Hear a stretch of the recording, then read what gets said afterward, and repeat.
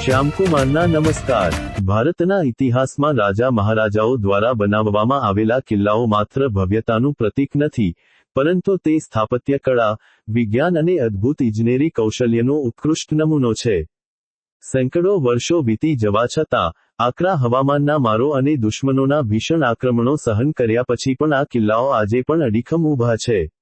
આ કિલ્લાઓની મજબૂતી પાછળ માત્ર પથ્થરોની ગોઠવણ નહોતી, પરંતુ તેની પાછળ એક ચોક્કસ વૈજ્ઞાનિક અભિગમ, ભૌગોલિક વ્યૂહરચના અને વિશેષ બાંધકામ સામગ્રીનો ઉપયોગ કરવામાં આવતો હતો, જે તેમને અભેદ્ય અને દીર્ઘાયુ બનાવતો હતો। કિલ્લાઓની આટલી લાંબી આવરદા અને મજબૂતી પાછળનું સૌથી મુખ્ય કારણ તેમાં વપરાયેલી અદ્ભુત બાંધકામ સામગ્રી અને વિશિષ્ટ ગારો પ્લાસ્ટર છે।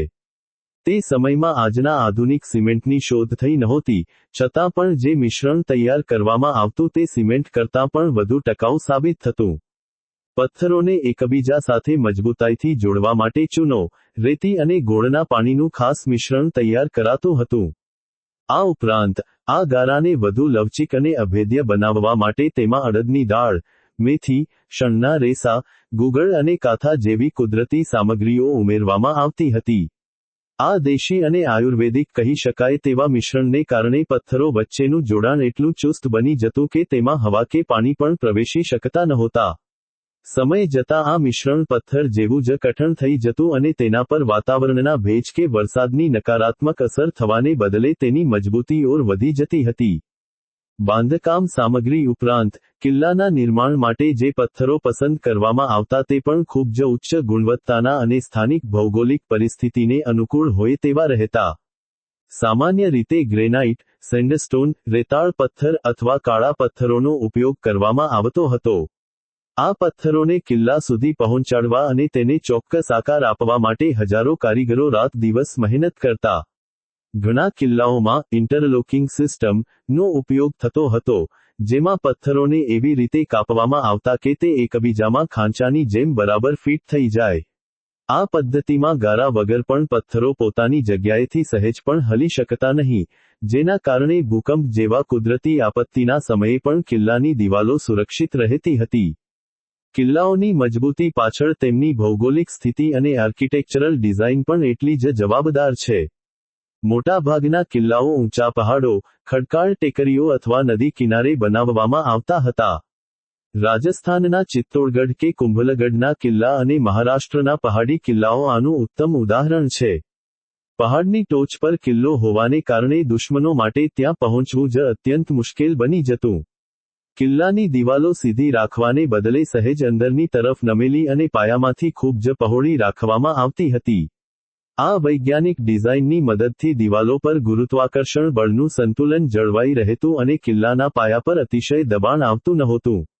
દિવાલોની જાડાઈ ઘણી વખત 15મી 30 ફૂટ જેટલી રાખવામાં આવતી, જેથી દુશ્મનોની તોપના ગોળા પણ તેને આસાનીથી તોડી ન શકે।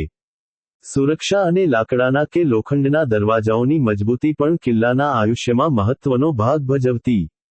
કિલ્લાના મુખ્ય પ્રવેશદ્વારો વિશાળ અને અત્યંત મજબૂત લાકડામાંથી બનાવવામાં આવતા, જેના પર લોખંડના અણીદાર ખીલા જડવામાં આવતા હતા।